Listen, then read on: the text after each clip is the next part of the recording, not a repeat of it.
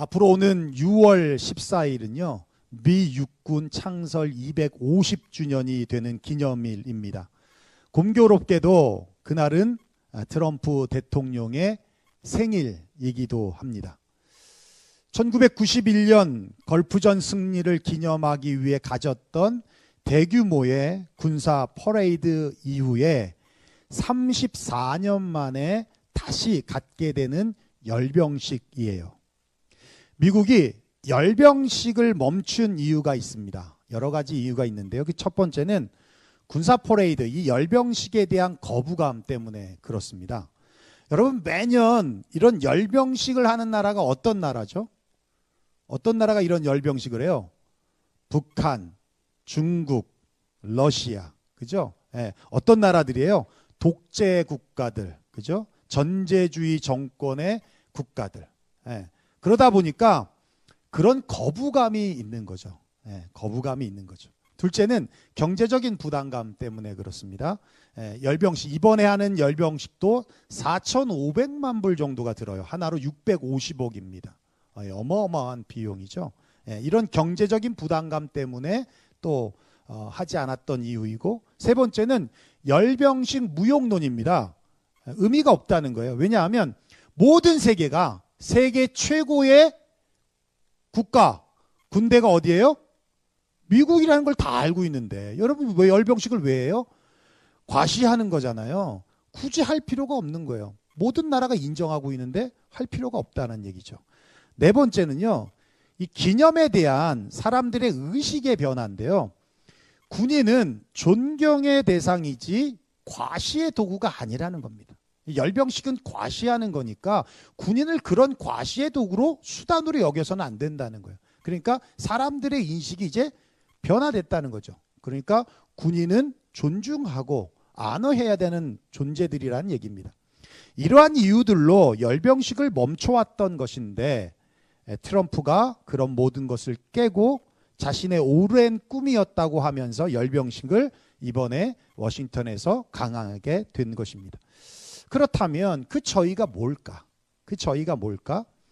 중국을 비롯한 나라들이 미국의 패권을 넘보고 있는 상황에서 군사적인 과시를 하고자 하는 목적도 있습니다만은 전문가들에 의하면 정치적인 목적이 크다는 거예요. 우선 열병식을 통해서 트럼프 대통령 자신이 군을 통솔하고 있는 강력한 지도자라는 인식을 주고 보수 진영의 애국심을 자극해서 보수 지지층의 결집을 더욱 굳게 하려는 목표가 있다라는 겁니다. 또 다른 목적이 있는데요. 여러분, 우리가 트럼프를 만나진 않았지만 언론에 노출된 트럼프 행동들을 보면, 그리고 대중연설이나 정치적인 행보들을 보면 트럼프 대통령은 소위 요즘 말로 자뻑형 리더십이잖아요. 그죠? 자뻑형 리더십 스타일이에요. 그러니까 소위 나 때문이야, 이렇게 미국이 잘 살게 됐어, 다 내 덕이야, 이런 스타일이잖아요. 그러니까 열병식도 자기 과시적인 성격이 강할 것이다 라는 거예요. 내 임기 중에 미국이 이렇게 강해졌어, 이렇게 미국이 위대해졌어, 그런 거라는 거죠. 그렇게 트럼프 대통령은 영광을 돌리는 스타일이 아니라 영광을 받고 먹는 스타일이라는 겁니다. 여러분, 사실 이게 굉장히 위험한 발상이에요.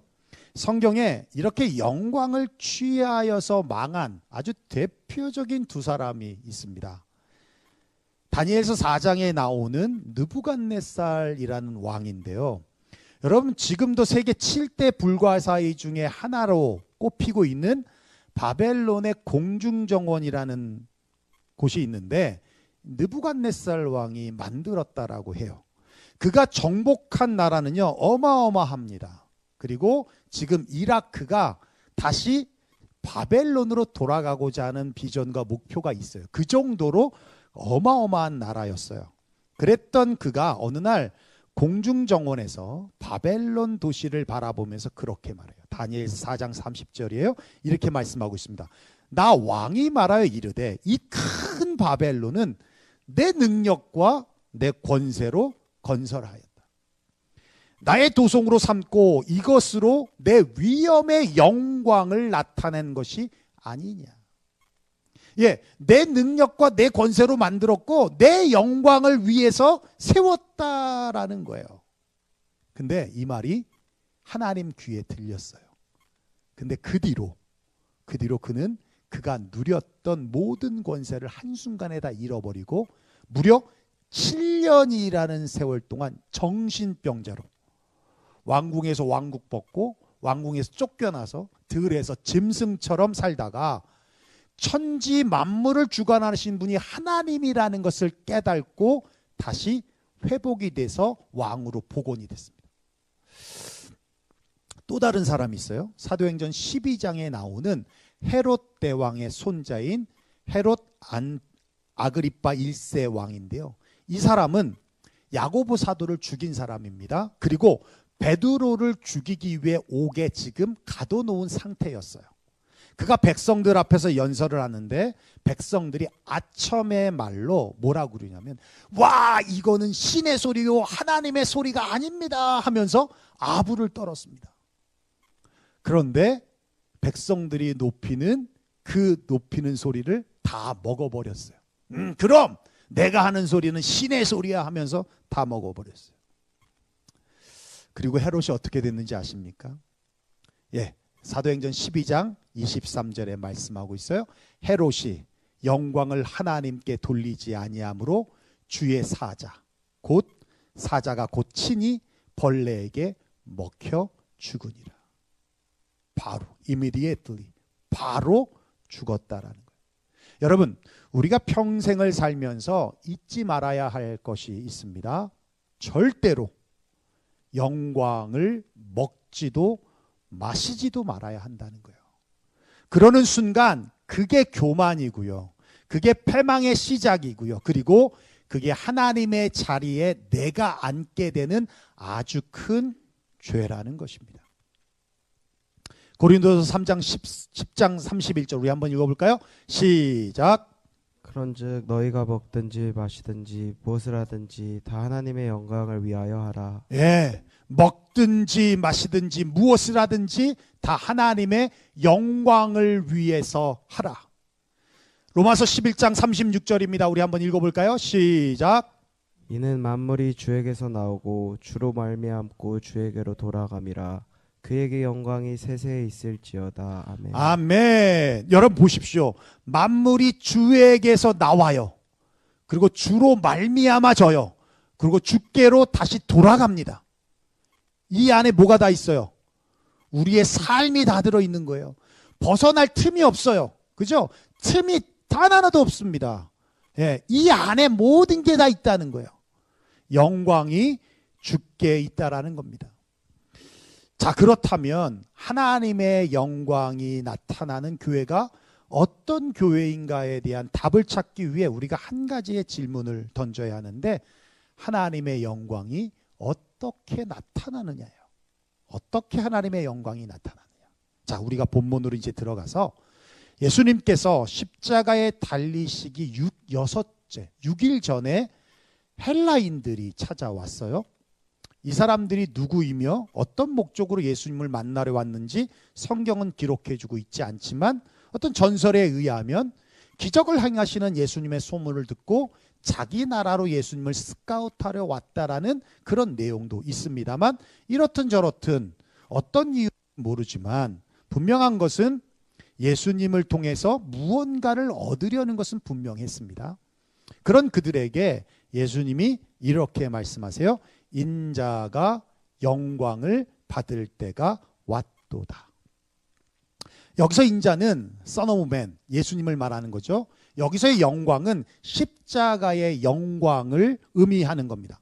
즉 십자가에 죽으시고 대속하시고 구속하실 때가 왔다라는 얘기죠. 너희가 어떤 것을 듣고 왔는지 몰라도 내가 너희에게 줄 수 있는 최고의 선물은 십자가의 영광이라는 겁니다. 그런데 이 말을 언제 했어요?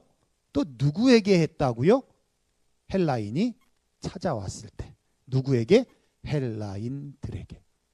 여러분, 헬라인이 누구예요? 이방인이에요. 이방인. 무슨 말씀이냐면 십자가의 영광은 유대인에게서 이방인에게로 그렇게 벽을 넘고 담을 헐 때 나타난다는 거예요. 에베소 2장 14절에 한번 읽어볼까요? 시작.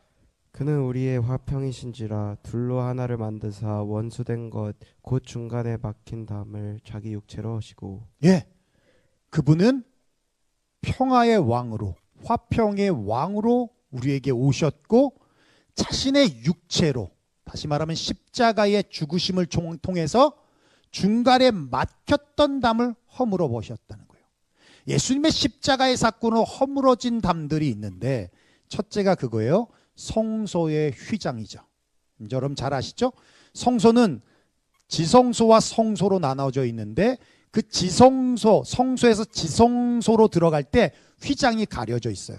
지성소는 하나님의 시은자, 하나님의 보좌, 하나님의 임재가 있는 곳이기 때문에 누구도 들어갈 수 없어요. 누구도 들어갈 수 없어요. 제사장도 못 들어가고요.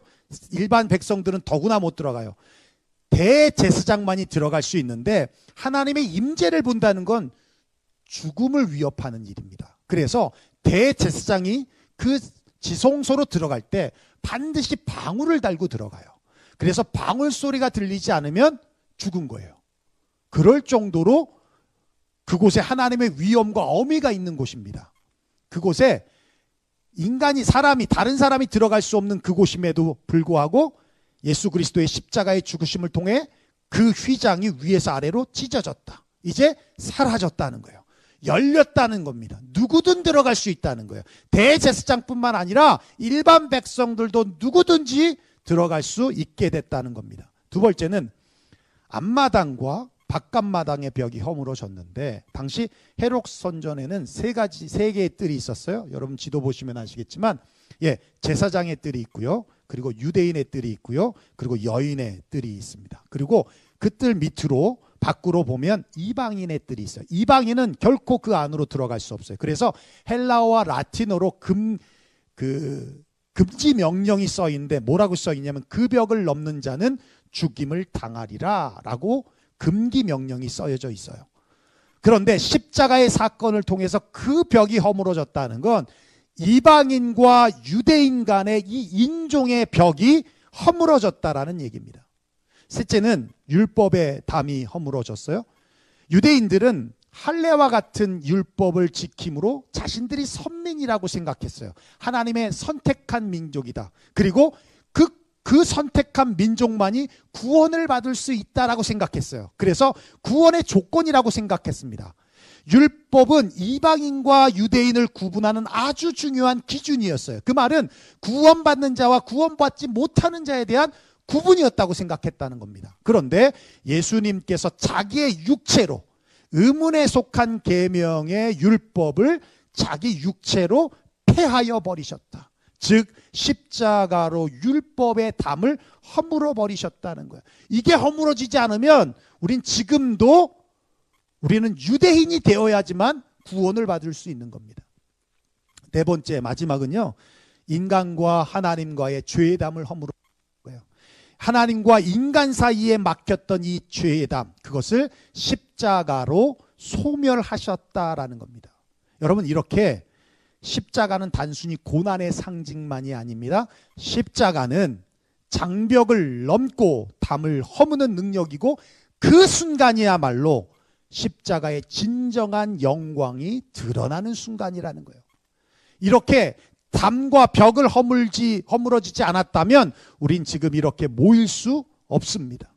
주님의 몸된 교회 공동체는 어떤 담도 어떤 벽도 있어서는 안 되는 공동체예요. 오히려 세워진 벽이 있고 세워진 담이 있다면 허무는 공동체가 교회 공동체라는 겁니다. 전라북도 김제군 금산리에 금산교회라는 교회가 있는데요. 지금도 현존하고 있어요. 1905년에 미국 선교사인 테이티에 의해서 세워진 아주 역사 깊은 교회입니다. 그 시작이요. 마방을 운영하던, 그죠? 말을 관리하고 빌려주는 마방을 운영하던 조독삼 씨가 예수를 믿게 되면서부터 그의 집 사랑채를 교회로 드렸어요. 그래서 거기서 모이기 시작했습니다. 그때 조독삼 씨의 말을 끌고 다니던 소위 머슴이죠. 마부였던 이자익이라고 하는 청년이 예수를 믿게 됩니다. 그리고 그 두 사람, 주인과 머슴이었던 그 두 사람은 함께 세례를 받고요. 함께 집사님이 됐어요. 세월이 지나서 이제 장로 투표하는 날이 다가왔는데 그 두 사람이 동시에 후보자로 올라갔던 겁니다. 그런데 놀라운 이변이 일어났어요. 당연히 주인인 조독삼 씨가 조독삼 집사가 될지 알았는데 머슴인 이자익 집사가 장로로 투표가 된 거예요. 머슴이 주인보다 먼저 장로가 된 것도 쇼킹한 일인데 사실 당시 머슴이었던 이자익 집사님은 전라도가 아닌 경상도 출신이었거든요. 이방인이었다는 겁니다. 그런데 지금 전라도에서 타지방 사람이 먼저 장로가 되었다는 거예요. 투표 결과가 발표되자 온 교회는 조용해졌습니다. 긴장감마저 돌았어요. 그때 조독삼 집사님이 일어나서 발언권을 얻어요. 그리고 말합니다. 우리 금산교회 교인들은 오늘 정말 훌륭한 일을 해냈습니다. 저희 집에서 일하는 우리 이자익 집사님은 저보다 믿음도 신앙도 열의도 대단한 분입니다. 당선될 사람이 당선된 것입니다. 감사합니다. 라고 인사를 하더라는 거예요. 여러분 이게 정말 교회의 참모습 아닐까요? 물론 나중에 우리 조독삼 집사님도 장로가 되었어요. 네. 그는 자기 머슴인 이자익 장로를 신학교에 보내서 목사님이 되게 했고 목사님이 되자 본교회 금산교회로 담임 목사로 청빙을 했습니다. 그래서 조독삼 장로님이 이자익 목사님을 섬겼어요. 여러분 지금은 뭐 그거 당연한 거 아니야 라고 생각할지 몰라도 계급사회 시대였던 조선시대를 생각하면 이건 정말 불가능한 일이었습니다. 더 감동적인 사건은 그리고 몇십 년이 지난 2005년 대전신학교에서 이자익 목사님의 전기를 다룬 책이 출판이 되었는데 조독삼 장로님의 손자로서 국회의원을 여러 번 지낸 조세영 장로님이 오셔서 축사를 했습니다.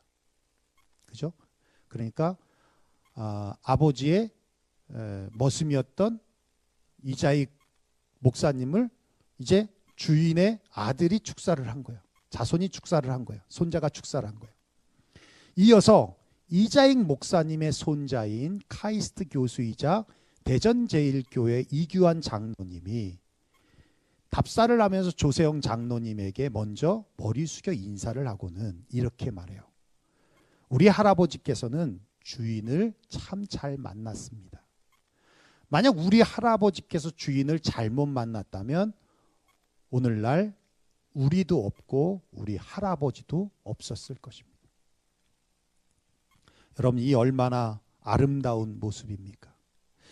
양반과 머슴의 벽을, 전라도와 경상도의 지역의 벽을, 가난과 부의 빈부의 벽을, 배우고 못 배운 이 학력의 벽을, 그런 모든 벽과 담을 허물고 주 안에서 하나 되는 곳이 바로 교회라는 거예요.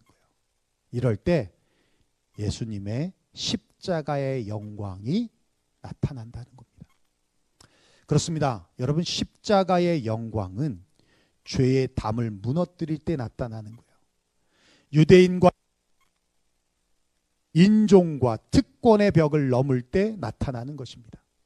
율법으로 나뉜 구원의 기준을 허물고 은혜로 하나가 될 때 십자가의 영광이 나타나는 거예요. 그리고 성소의 휘장이 찢어져서 누구나 하나님 앞에 담대히 나아갈 수 있게 되었듯이 하나님의 보좌 앞으로 나아갈 때 이렇게 벽을 넘고 담을 허무는 것이 뭡니까? 바로 전도이고 선교라는 거예요.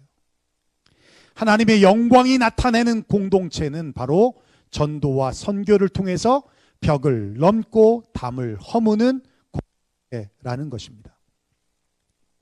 다음 주 우리 선교팀이 하나님의 영광을 나타내기 위해 나바오 인디안 단기 선교를 떠나요. 여러분 일주일을 하는데 그냥 봉사 활동하고 돌아오는 것이 아닙니다. 우리에게는 소망이 있어요. 10년 프로젝트 나바오.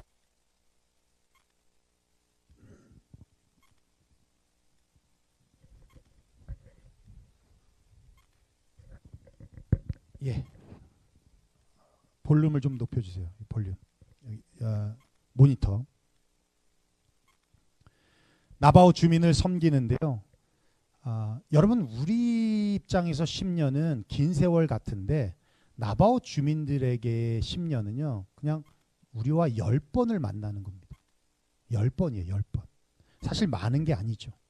여러분 그 과정을 통해서 우린 그 주민들과 관계를 맺고 있습니다. 10년이 되었을 때 우린 복음 집회를 할 계획이에요. 관계를 맺고 그들에게 복음을 증거하고 또 그들에게 그 이후에 우리의 선교적인 활동들은 달라질 것입니다. 그런데요, 정말 놀라운 일이 있어요. 제가 소개한 것도 아닙니다. 그런데 뉴저지 교회들이 황성기 선교사님과 연결되어서 선교를 하기 시작했어요.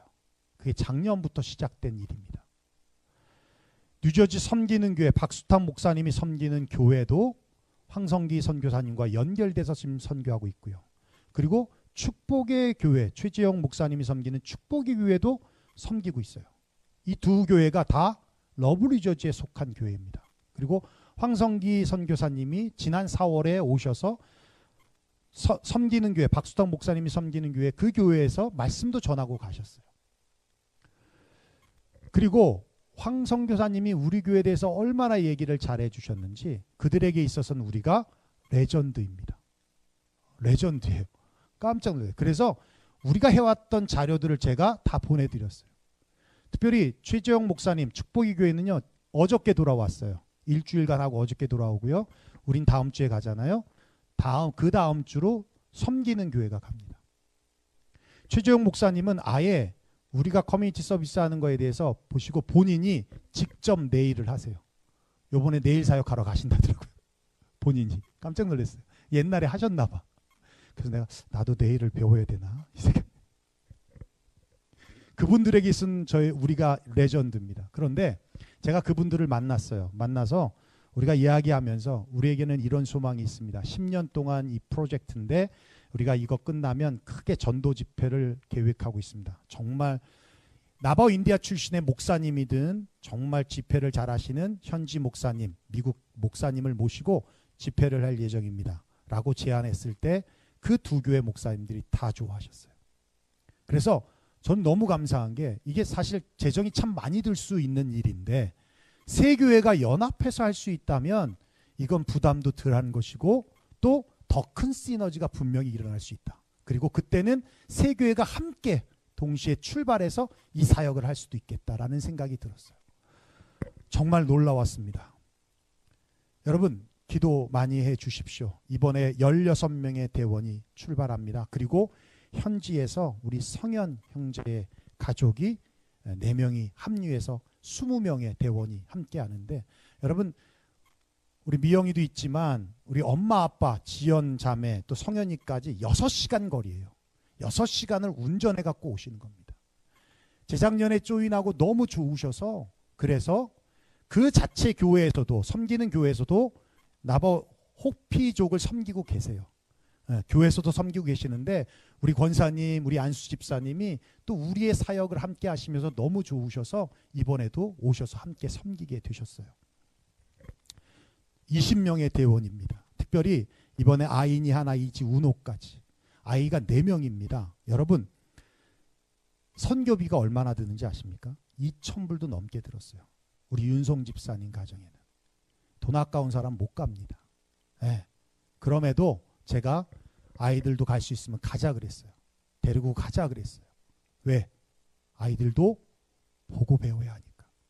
저는 여러분들이 부모들이 다 한 가족이 같이 아이들 데리고 어느 정도 이제 컸으면 아예 어리면 어렵지만 컸으면 아이들을 데리고 같이 선교 갔으면 좋겠어요. 여러분 그건 우리 생각이에요. 아이들이 뭘 할 수 있어요? 아니요. 그렇지 않습니다. 제가 깜짝 놀란 건 재작년에 우노가 갔다 왔잖아요. 어느 날 선교 영상, 교회 선교 영상을 걔가 보고 있는 거예요. 시간이 오래 지났는데 내가 그랬어. 야, 너 뭐 하고 있어? 그걸 보고 있는 거야. 나중에 알고 봤더니 거기에 자기가 나오니까. 유튜브에 자기가 나오니까 친구들한테 자랑하는 거야. 나 유튜브에 나 나온다고. 아이들은 어디로 튈지 몰라요. 아이들은 어디서 은혜를 받을지 모르는 거예요. 예, 어른의 생각에서 판단하지 마십시오. 근데 우리 엄마 아빠 우리 삼촌들이 하는 이 선교의 헌신과 봉사를 보면서 아 나도 이런 걸 해야 되는구나 라는 걸 아이들이 분명히 잠재의식 속에 깨닫게 될 거예요. 그게 한 가정이 다 선교의 가정이 되는 거고 그 선교의 가정이 될 때 하나님이 그 가정에 복을 주는 겁니다. 여러분 결코 2,000불이 작은 돈이 아니에요. 그럼에도 선교하는 데 쓸 수 있는 거예요. 믿음이 있어야 합니다. 앞으로 더 많은 아이들 또 부모님들이 함께 가서 함께 선교하고 배우고 보고 했으면 좋겠어요. 이렇게 인종과 문화와 넌 크리스찬의 담을 넘고 전도와 선교를 할 때 하나님의 영광이 나타난다는 거예요. 여러분 믿습니까? 아멘. 예. 그럼에 있어서 반드시 희생이 따라야 돼요. 예수님께서 그 말씀을 하시고 이어서 전해주는 말씀이 우리가 잘 아는 미랄에 대한 말씀이에요. 우리 한번 읽어볼까요? 시작. 내가 진실로 진실로 너희에게 이르노니 한 알의 빛 이 땅에 떨어져 죽지 아니하면 한 알 그대로 있고 죽으면 많은 열매를 맺느니라. 여러분 미랄은 예수님을 비유한 거예요. 그렇죠? 그리고 땅에 떨어져 죽는 것은 예수님의 십자가의 죽음을 의미하는 겁니다. 그리고 많은 열매를 맺는 것은 곧 미랄의 생명이 또 다른 미랄을 낳듯이 예수님이 죽음을 통해서 예수님과 같은 생명을 낳아서 예수님과 같은 미랄을 만드는 것을 의미하는 거예요. 여러분 여기서 분명히 우리가 알아야 할 것이 있습니다. 많은 미랄의 열매가 단순히 구원받는 수를 의미하는 것이 아니라는 거예요. 똑같은 미랄을 만든다는 것에 포인트가 있다는 겁니다. 미랄이 떨어 죽었어요. 그래서 그것이 열매를 맺는데 사과가 나요? 배가 나와요? 아니요. 미랄이 나오는 거예요. 똑같은 미랄이 나온다는 겁니다. 예수님의 십자가의 죽음은 많은 자들이 구원의 은혜를 받아요. 그런데 와 나 구원받았다가 좋아할 일이 아니라 구원받았다면 너도 예수님과 똑같이 미랄되어 십자가의 사명을 통해 또 다른 미랄의 열매를 맺으라고 말씀하는 겁니다. 여러분 세상의 희생과 열매는 일방적이에요. 누군가는 희생을 해야 돼요. 그런데 누군가는 그냥 희생에 도움을 받는 겁니다. 그리고 도움을 받은 자로서 의무나 책임을 갖지 않아요. 그것을 사명으로 생각하지 않는다는 거예요. 도움받았으니 그냥 감사한 것으로 끝이 납니다. 그런데 예수님께서 이 미랄의 비유를 통해서 하시고자 하는 미랄의 삶은 너도 예수님처럼 할 수 있니? 너도 미랄이 되어 땅에 떨어져 죽어서 열매를 맺을 수 있느냐라고 묻고 있는 거예요. 단순히 희생할 수 있으면 하고 할 수 없으면 하지 말라는 게 아니라 이게 우리의 사명이라는 거예요. 이 희생이 우리의 사명이라는 걸 말씀하는 겁니다. 우리가 주님께 얼마나 많은 것을 받았어요. 은혜도 받고 축복도 받고 사랑도 받고 긍휼도 받고 받은 만큼 돌려주는 삶, 그것이 바로 미랄의 삶이라는 거예요. 그래서 예수님이 제자들을 파송하시면서 그렇게 말씀하세요. 마태복음 10장 7절 8절에 우리 한번 읽어볼까요? 시작. 가면서 전파하여 말하되 천국이 가까이 왔다 하고 병든 자를 고치며 죽은 자를 살리며 나병한 자를 깨끗하게 하며 귀신을 쫓아내되 너희가 거저 받았으니 거저 주라. 어떻게 했으니 어떻게 하라고요? 거저 받았으니 거저 주라. 이게 미랄의 삶이라는 거예요. 사도 바울은 그것을 복음의 빚진 자라고 말씀하고 있고, 오늘 여러분들이 영토 모임을 통해서 나누기도 하겠지만 고린도전서 11장에는 그렇게 말씀하세요. 내가 그리스도를 본받은 것 같이 너희는 나를 본받는 자가 되라. 여러분, 교만해서 하는 얘기가 아니에요. 내가 이렇게 잘났으니 나를 본받, 이 얘기가 아닙니다. 내가 그리스도의 희생으로 태어났듯이 나의 희생으로 너희가 태어났다. 내가 예수님의 그 십자가의 희생으로 태어났듯이 나의 희생으로 너희가 태어났다. 그러니 너희도 너희의 희생으로 또 다른 누군가를 출생시켜야 한다라는 얘기입니다.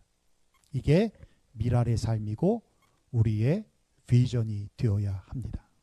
사랑하는 유영교회 성도 여러분, 건강한 교회는요, 하나님의 영광이 나타나는 교회입니다. 하나님의 영광은 십자가의 영광이에요. 그 십자가의 영광은 벽을 넘고 담을 허물 때 나타나는 거예요. 그러나 벽을 넘는 일, 담을 허무는 일은 결코 쉽지 않습니다. 그래서 희생이 필요한 거예요. 마치 미랄같이, 예수님의 미랄같이. 그 미랄의 진리는 내가 너희를 위하여 생명을 버리노니 너도 남을 위하여 생명을 버리라고 그렇게 말씀하는 것을 넘어서 내가 너희에게 귀하고 영원한 것을 주었으니 이제 받은 것을 나누며 살 수 있겠니라고 묻고 계신 것입니다. 내가 너희를 위하여 산 것처럼 너도 다른 누군가를 위해 살아보지 않겠니라고 묻고 계신 거예요. 그럴 때 하나님의 영광이 나타난다라는 거예요. 사랑하는 유영교회 성도 여러분, 하나님의 영광은 단지 찬양 속에 머물지 않으십니다.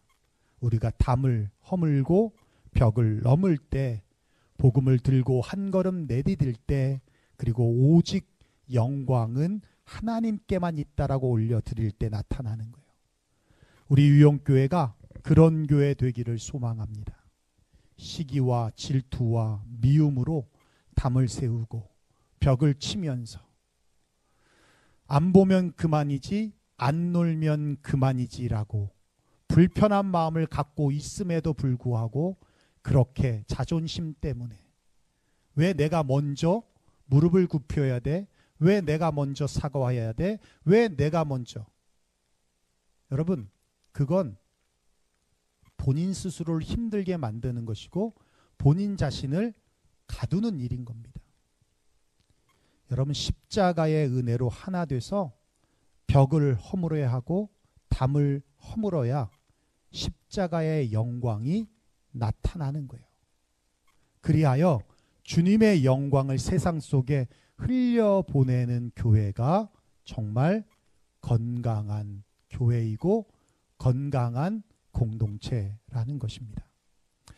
이번 한 주간도 하나님의 영광을 선포하는 우리 유영교회와 함께 원 스태포드 한 걸음 더 주님 앞에 나아가는 저와 여러분 되시기를 주의 이름으로 축원합니다. 기도하겠습니다. 오늘 말씀 들은 대로 우리 함께 기도하기를 원하는데요.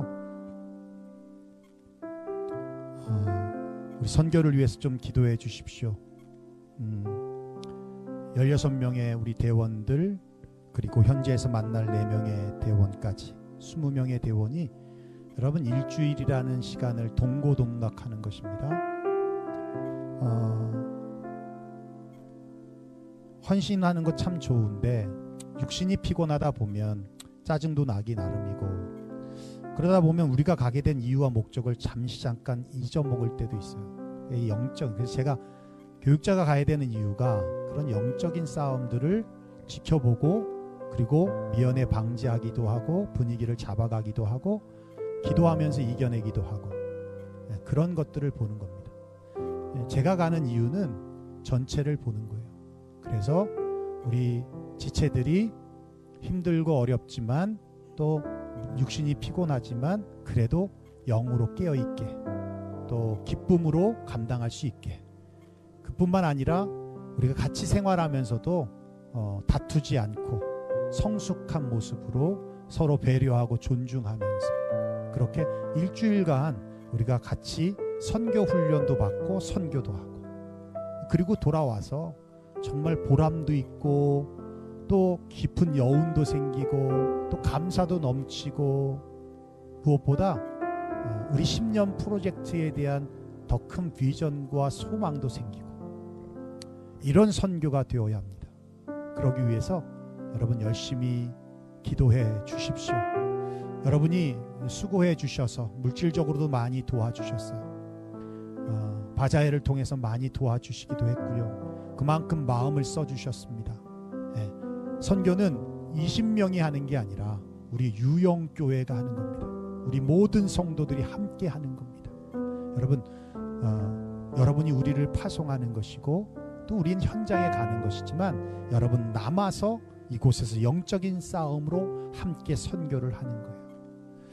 여러분, 기도가 그 어느 때보다 절실합니다. 특별히 비행기가 계속 연착되기도 하고 없어지기도 하고, 또 우리가 후발대로 가는, 메인으로 가는 우리 후발대의 비행기도 편수가 없어졌어요. 그래서 6시에 가고자 우리 6시에 예약이 되어 있었는데 그게 8시로 옮겨졌어요. 그런데도 정말 하나님의 은혜로 다시 4시로 우리가 바꿨습니다. 그래서 선발대가 원래 4시였는데 모두가 같이 가게 됐어요.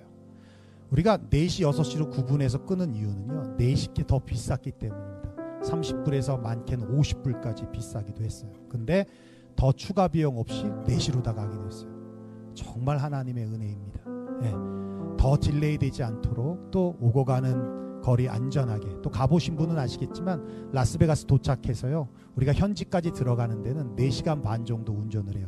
중간에 쉬는 시간을 따지면 5시간 가야 합니다. 그런데 야간에 운전을 해야 돼요. 여러분, 라스베가스 가보신 분 아시겠지만 가로등이 없습니다. 예, 깜깜해요. 예, 그래서 더 안전을 기해야 합니다. 예, 여러분 더 많이 기도해 주셔야 한다는 거예요.